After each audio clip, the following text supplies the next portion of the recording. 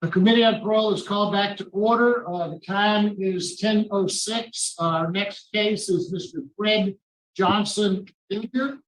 Mr. Johnson, would you please give us your full name and DOC number? All right, Fred Johnson Jr., 133017.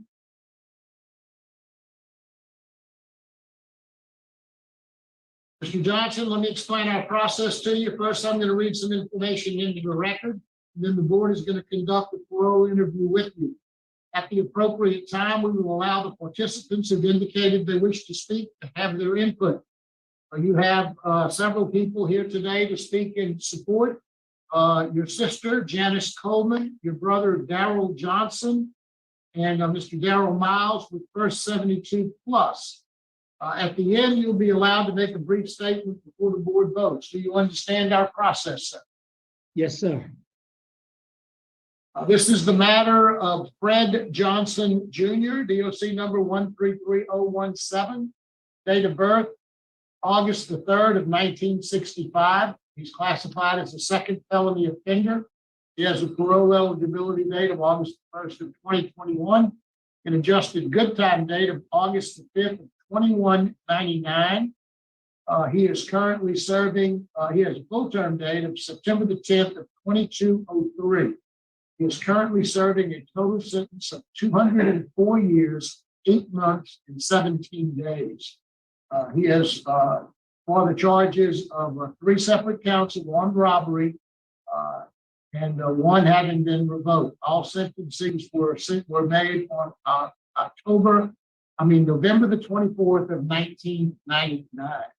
Mr. Johnson, is all of that accurate? Yes, sir. Mr. Johnson, your case has been assigned to Mr. Alvin Roche. He will begin our interview process. Will you please answer any questions that I have? Thank you, Mr. Chairman. Good morning, Mr. Johnson.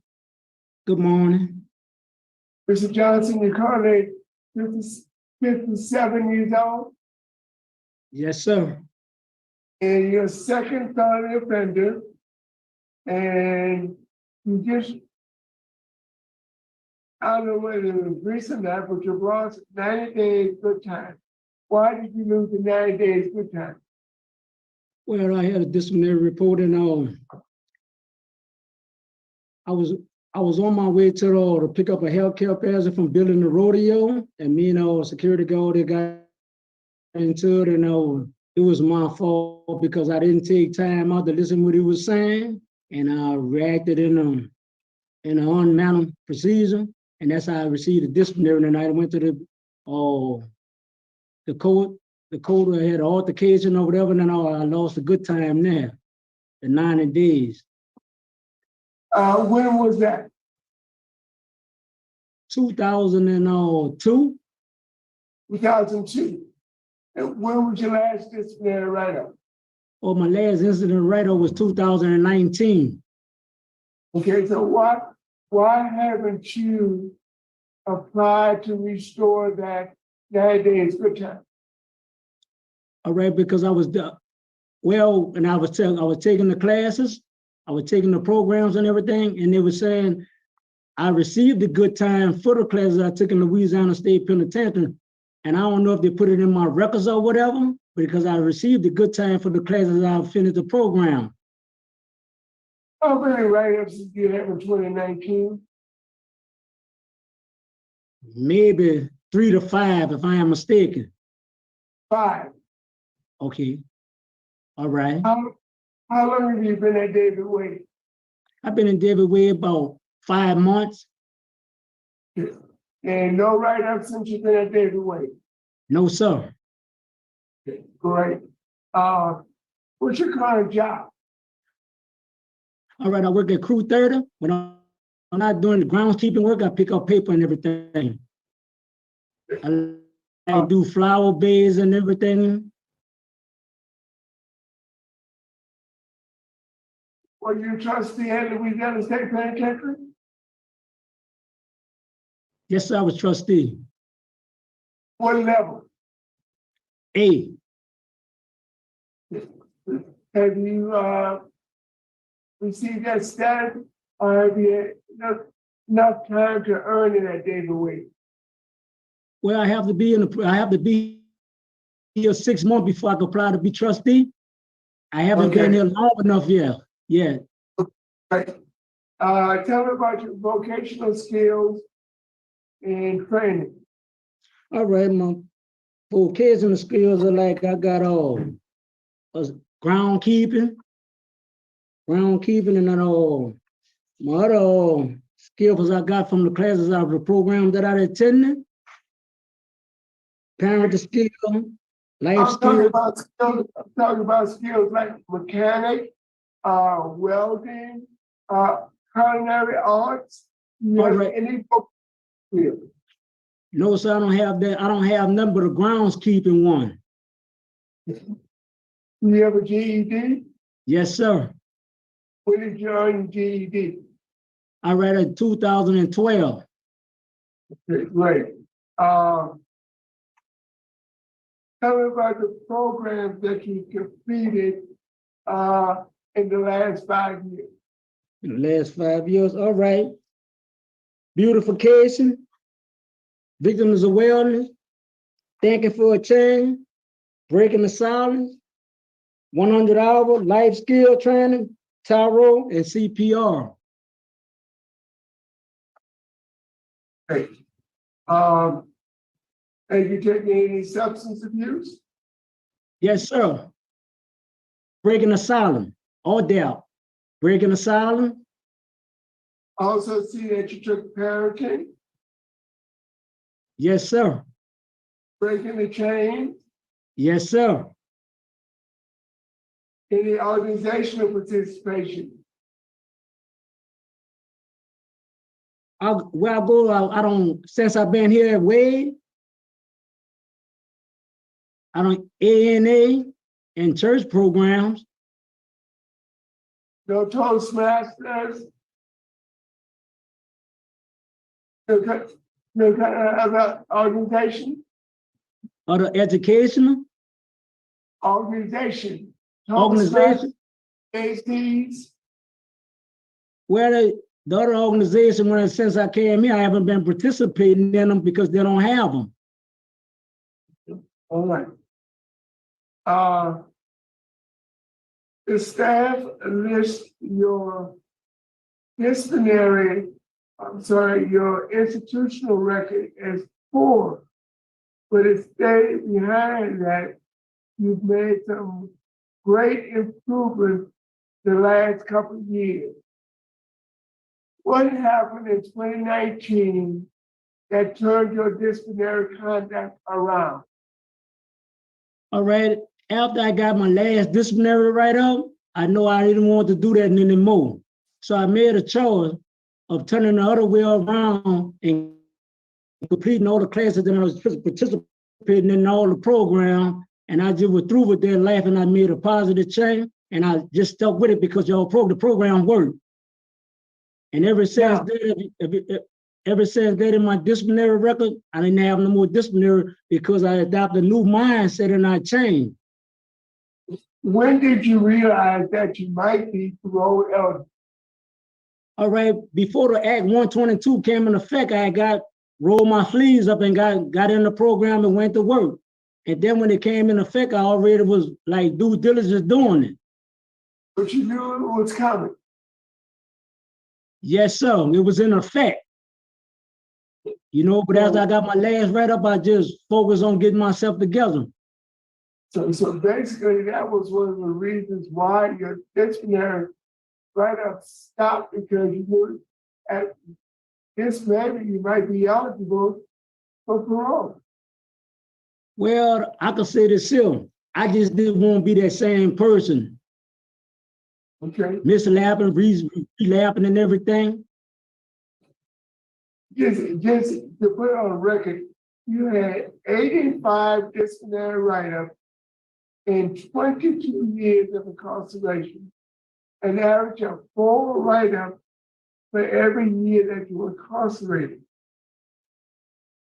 So once you became parole eligible, your behavior changed. Is that about right? Yes, sir. You were locked down on administrative corners or work in cell block 20 or 25 times prior to 2019. Yes, I did. That's I was, that's a lot. That's a lot, Mr. Johnson, to be in lockdown, working cell block or administrative quarters for 25 times in less than 20 years is a lot. Let's talk about alcohol. Have you ever used illegal drugs? yes, I did. And when did you start? And what was your drug of choice? My drug of choice was I was smoking marijuana and using a little heroin. And what age did you start? Well, I started when I was in my middle 20s. So you started late. Yes, sir. So tell me why you started using drugs.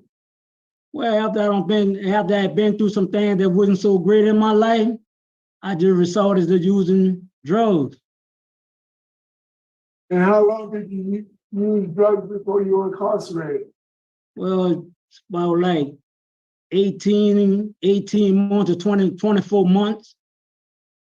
If then I got incarcerated, you know. Did you figure out that drugs were maybe the cause why you got incarcerated? Yes, sir. Have you ever abused alcohol? Yes, I did. What was your alcohol of choice? Beer. On a daily basis? No, mostly on the weekend, like we barbecue or do crawfish balls and stuff like that. Are you a drug addict? No, but I have participated in it, using it. You don't think you're It drug was addict? on everyday high, sir. You don't think you're drug addict? To a degree, yes, I do. Have you ever got an intoxication write-up while incarcerated? No, sir. You never got an intoxication or pain write-up because of illegal drugs? Yes, my last write-up. I had been using earlier that day, and when I came to the thing, that's how everything come about started. So basically, you have gotten write-up as late as 2019 for intoxication. Yes, I did. And that's only 4 years ago, and you were in your middle 50s then. Yes, Is that sir. correct? Yes, sir. You have a terrible supervision history. You terminated unsatisfactorily in April of 1991.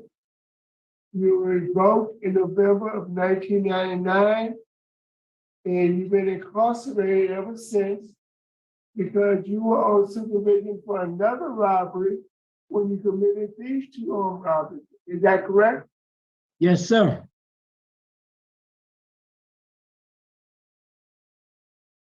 You have an extensive criminal background. You have 9 adult arrests, which concerns me because 8 of the 9 arrests involve violence. We have a history of being violent.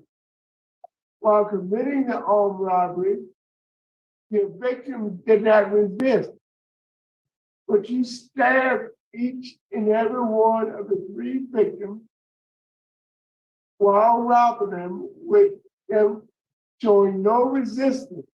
Why is that, Mr. Johnson? Well, back then I was immature, young, thinking like a child, doing childish things, acting on my emotions and feelings. Mr. Johnson, you were in your 30s when you committed the last two robberies. I didn't really hear the question, though, sir.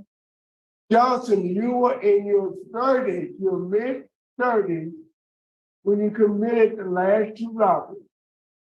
Yes, I was. You may have been immature, but your age was not immature. You were in your mid-30s. Yes, I was. So why all the violence? The victims did not resist. The gentleman opened the cash register and you stabbed him with a pen in his hand. You stabbed out the two victims in their back and chest, and it didn't even resist. Why? Back then, I was just a different person, going through things, just immature and just doing stupid, boyish things. Mr. Johnson, you show immaturity because you were intoxicated just 4 years ago. Yes, I was intoxicated 4 years ago, sir. Okay. Let me tell you about the opposition. You have opposition from the DA's office in the 17th JDC. We have opposition from the DA's office in the 32nd JDC. Both offices saw fit to write very strong letters of opposition. Not only are they opposed, they submitted very strong letters of opposition. Both law enforcement communities in the 17th and the 32nd JDC also strongly opposed. You have support for your early release from the first 72 in the audience, and you have support from an organizer with the Afro-American Freedom Union who submitted a letter. Warden Goodwin, would you like to make any comment, or do you have any concerns, remarks, observations? Well, Mr. Roche, thank you. As you mentioned earlier, Senator Johnson's only been here a few months, about 5 months. But during that period, he's put his best foot forward. He's done well at this institution. I think Colonel Tolliver commented on his work evaluation about how he volunteers for projects. He works really hard. Even though that these are a lot of things he doesn't have to do, he volunteers for them. His record, as you mentioned, has been very good since 2019. And he's continuing on that path since he came here about 5 months ago. We haven't had any problems with him, and he participates in programming, and he's definitely got his best foot forward at this point in his incarceration, Mr. Roche. That's all the comments I have at this time. Thank you, Warden Goodwin. Mr. Johnson, I'm glad to see that you're doing good in the last 3 or 4 years, but the streaks of violence that you display while committing these armed robberies is totally unacceptable. And based upon prior criminal history, it's going to be difficult for me to make a positive decision, but I will sit back, I will listen, and then I'll come up with a decision at the end of the interview. Thank you, Mr. Johnson. Mr. Chairman. Now we'll hear from your supporters. We'll hear first from your sister, Ms. Janice Coleman.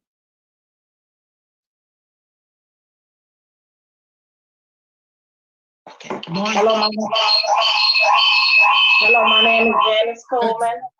I'm a paraeducator. Ms. Coleman, just a second. I think you may have something on over there. Are you watching us on YouTube or something?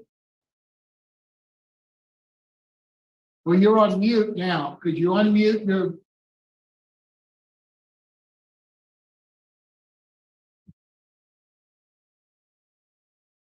Okay, let's try it again. Yes, my name is Janice Coleman. I'm a paraeducator in the school system. I'm Fred's older sister. Um, I am confident and believe that when Fred get out and come out in society, that he'll do a good job. I have noticed a change within him through the help of God. He's very compassionate. Fred has always been a loving, kind person that didn't mind helping others and doing things. I know he had took a lot of classes over there at the in the places he's been, and I just believe with the help of God that he can come home and enjoy some time with our mother. We lost you, ma'am. We can't hear you anymore.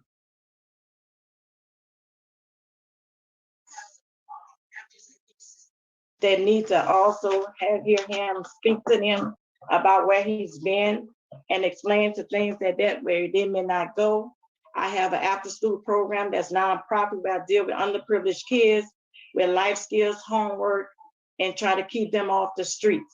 So I believe and consider if you all take and consider him and giving him a second chance. He has a great support family group. He has his family, church members, and friends that be able to go ahead and give him the support that he needs to achieve the transition that he needs to get where he needs to go. Thank you. Thank you very much. And now we're here with Darrell Johnson, who is Mr. Fred Johnson's brother. Mr. Johnson. Mr. Johnson, you're on mute. Could you unmute your microphone? How you doing? I'm doing very well. Thank you, sir. You introduce yourself and tell us what you'd like us to know about your brother. Good. I'm Fred, youngest brother, Darrell Johnson. I enjoy what Fred doing and want to change his life. Me myself, I work with the elders. I've been with the elders, working with the elders at a nursing home for 26 years. I have my own grad service, and I give back to the community. I've been doing it for 4 years, and I think he'll be a good fit in with me, working with me. And I really think that Fred has kind of learned his lesson. And he's a good person, like my sister said. And I enjoyed seeing him again, being home, doing the things of God. Thank you, Mr. Johnson. We appreciate your comments. Now we're here for Mr. Darrell Miles with First 72 Plus. Mr. Miles.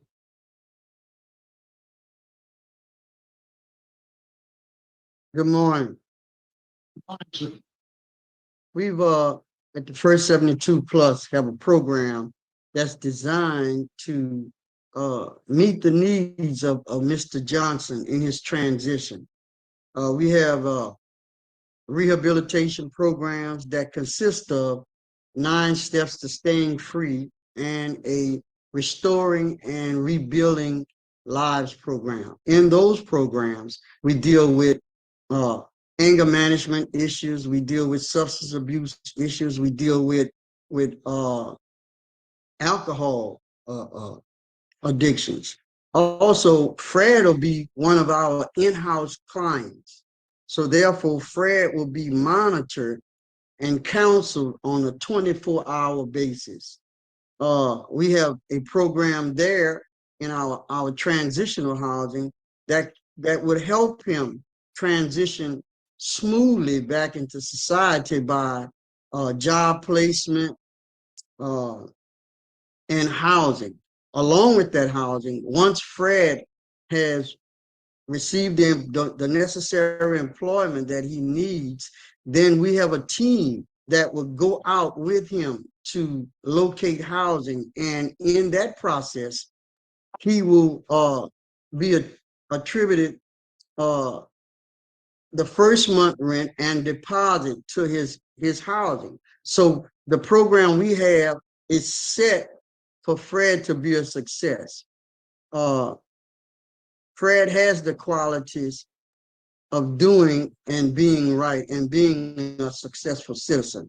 If given the opportunity today, we will ensure the board that Fred will be that success, and your decision will not be one of regret. So I thank you for this opportunity to speak on his behalf and giving him the opportunity to live as a productive citizen in society. So on behalf of the First 72 Plus, we submit our 100% support of Mr. Johnson and his release today. Thank you, Thank Mr. you. Miles. We appreciate your comments. Mr. Johnson, is there anything you'd like to say before the board votes? Yes, I do. I know my background, my history on the street and my history in the penitentiary is like taking a huge risk or a huge chance for me to be released. But I came to realize realization of myself, I didn't want to be that person no more. Not only I got up and rolled up my sleeve and got on and got with the things that I needed, I always put my foot first, my effort first, but not to be the same person I used to be when I was back there. And I can't change what happened back there, but I can tell you this here, y'all give me the opportunity today to be free with my family. Y'all will never see or hear anything bad about me. And the people, the trust I earned, I gained from my group, my support group.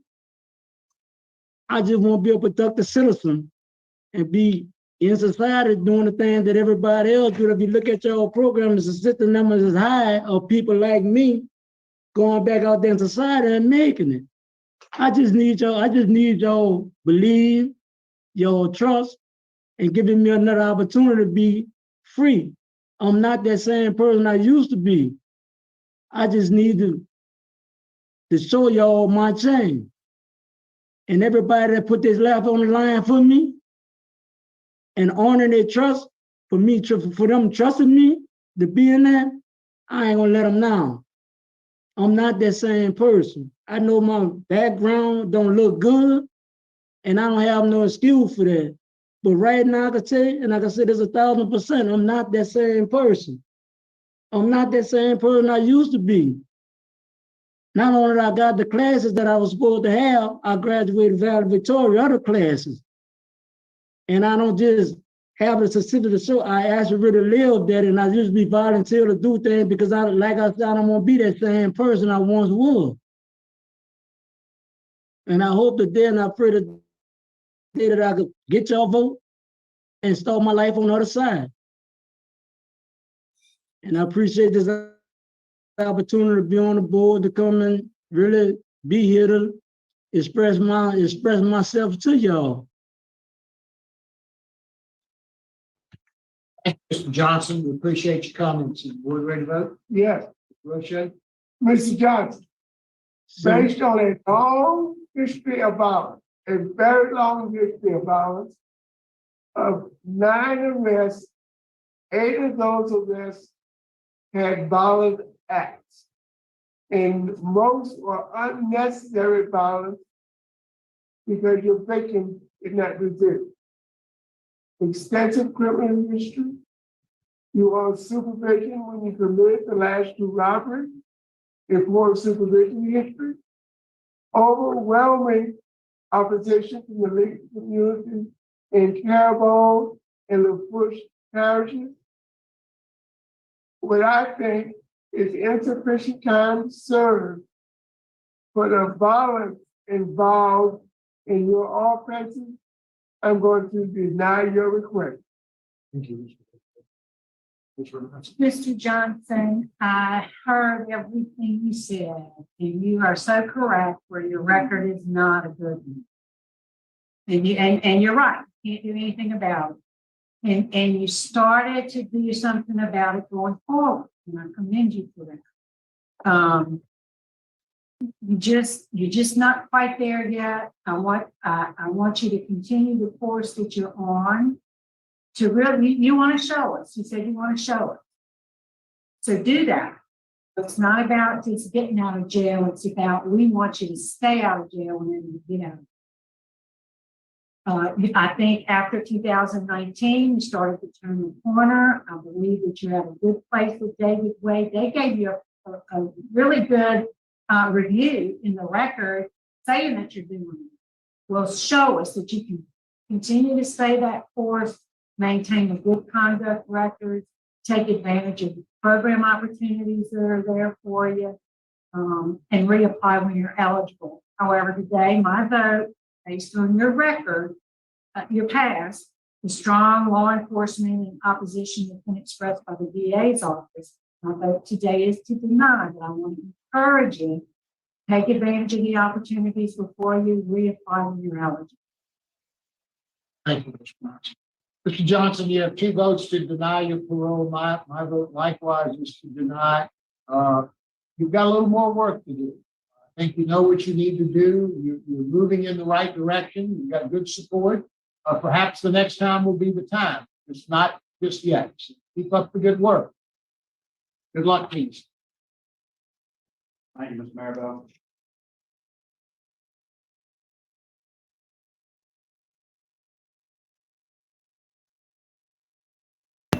How do you feel about that? So this is the second time that I have listened to it. I'll talk about it. We can go look over what the first 82 plus is and then go into some of his crimes. So like I said, this is the second time I listened to it, and the first time I was kind of like raging, I say raging, but like pretty like, you know, the first thing I see when I hear about a 204-year sentence for robbery. And it's like the typical, okay, Louisiana crap. They like throw the book at someone who does a bunch of minor robberies. And, you know, that's pretty much par for the course in Louisiana. But then it unfolds and you realize, well, this is much more than just robbery. This guy was stabbing people. And he's stabbing people who aren't putting up resistance. So it's like, it becomes a whole different level of scary. You know, you don't need to be a crime junkie to know that this was going nowhere good really fast. Now, devil is in the details. I was only able to find one case that we can look at that discusses one of the crimes.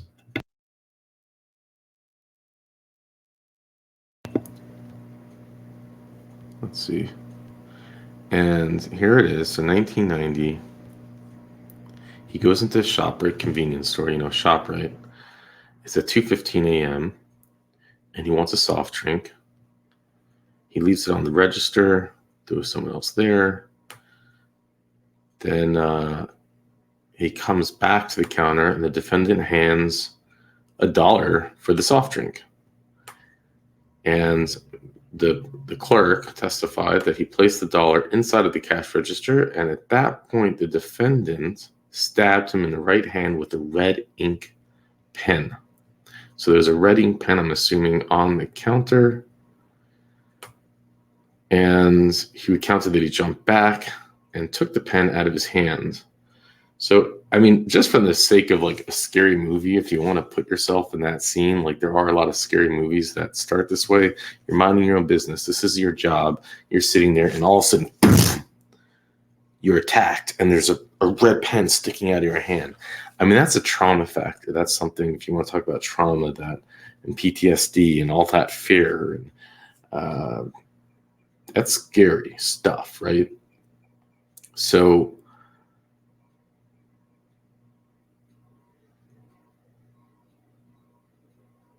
it's not like robberies where someone says, hey, give me, you know, I have a weapon on me. It's not, it's pretty scary. It's violent. It might just be a pen, but it's violent. And then he said that he began taking all the money at the register. The defendant was shouting at him, "Get back before I kill you." So now he's threatening that he'll kill him. And then he testifies the defendant took all the money out of the register and ran out of the store. and then he later testified against him in court. Now, I couldn't, like I said, I couldn't find the other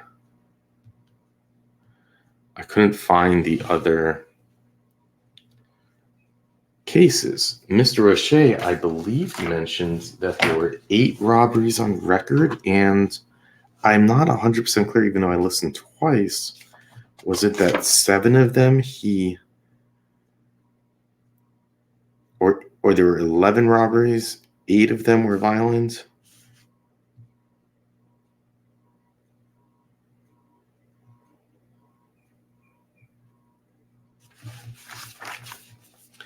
And I don't know if he used a knife in the other stabbings or what it was, but the bottom line is that this isn't normal theft. This is someone who, it seems, was getting some type of extra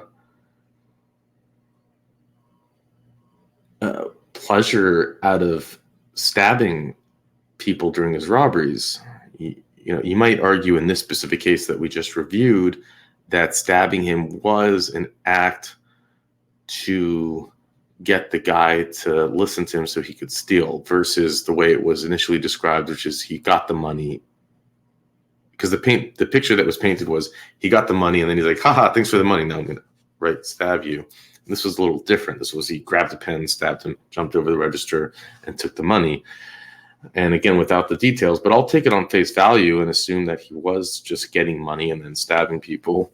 And if that is the face value that we're taking it on, that's so scary to me. That is something that I would not feel comfortable letting someone out, because there's something that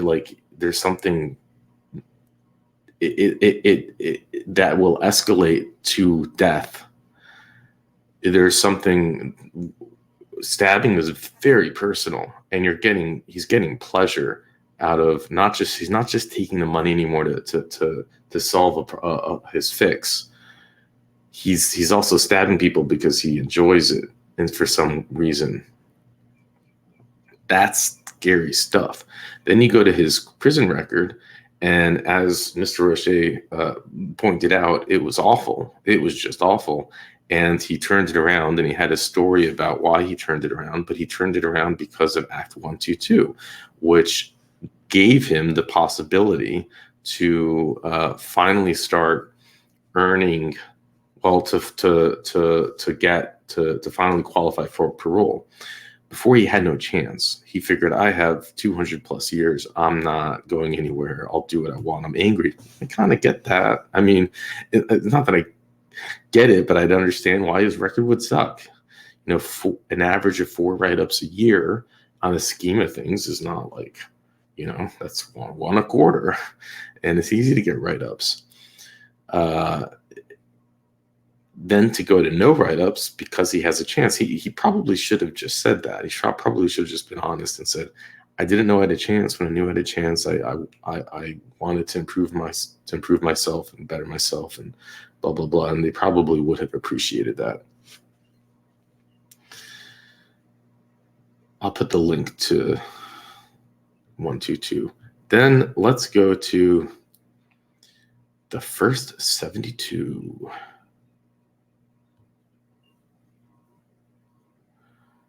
First 72. So we've seen the gentleman who represents the first 72 at a couple of our hearings. I'm not sure if he's been successful or not. It's kind of like the Parole Project, it seems. It's a non-for-profit. They have partnerships with a lot of different other non-for-profits. They raise money. In this case, they try to help people by giving them first and last month's rent. I am skeptical with all these things. I do think that there are ways to make profits. Like, I wonder who they're, which rental apartments they're working with, and I wonder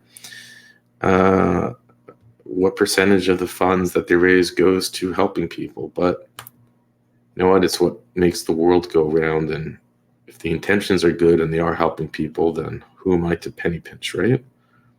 But I certainly do want to know how much of it is, like, what percentage is actually helping. But I'll put the link in here. I signed up for their newsletter. But what does make me question these types of organizations is the type of criminals they're representing. And when you see this with the Parole Project, well, it will look like they represent anyone who falls under their bucket. So if it's like Act 122, if it's the 10-6 lifer, if it's anyone that falls under the umbrella, they'll represent them, it seems to me, no matter how wretched their record is, no matter how wretched their crime. And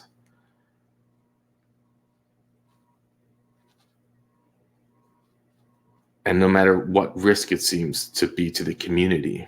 You know, again, this is if the crimes are as bad as it was described, where he was robbing people and then stabbing them for no reason, you want to be responsible to bring that person on the street because he's going to be a client for your non-for-profit, because you're going to put him into an apartment, which, let's be real, someone owns that apartment. Someone's going to be profiting off of the rent paid into that apartment.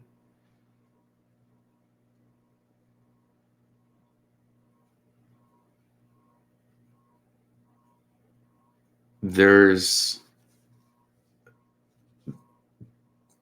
you know, as a non-for-profit, there is a dollar tag that is put onto each one of the clients that are parole to your services, and they're a dollar sign.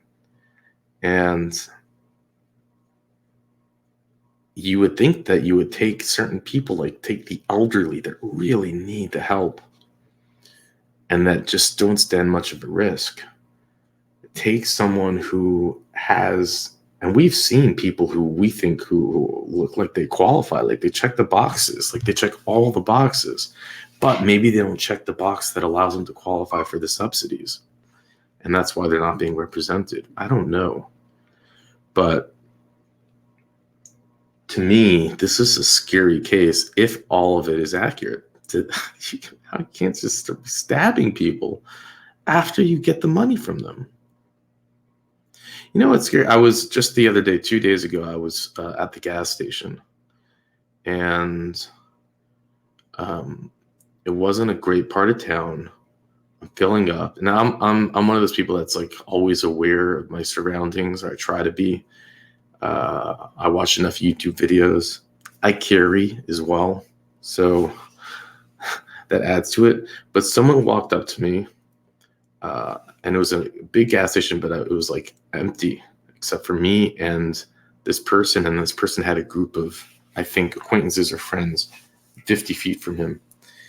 And he starts asking me questions about my car, and he wants me to get close up to him. And I look down, he's holding a hammer in his right hand. And he's not dressed well. His eyes are bloodshot, and he's holding a hammer. And there was no reason for him to be holding a hammer. He didn't look like he was coming from a job site, construction. He wasn't dressed in that way. He looked more like a homeless guy who hasn't showered in a long time.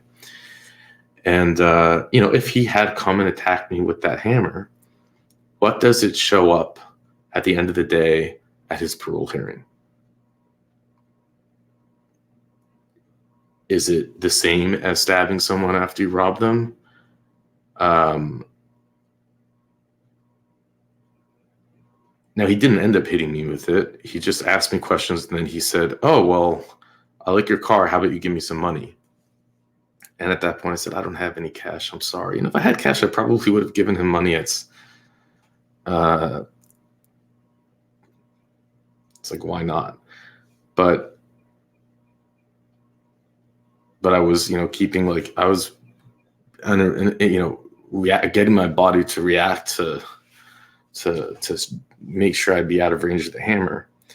But again, I'm sharing this story because if he had attacked me with the hammer and then he goes to prison, is it like the same thing where you're at a parole hearing and he's like, well, you know, we'll take him in, but why don't you address the fact that he was robbing people and then stabbing them, or robbing people and then hitting them with a hammer? Like, it's something very unstable and dangerous about that. And I just don't understand how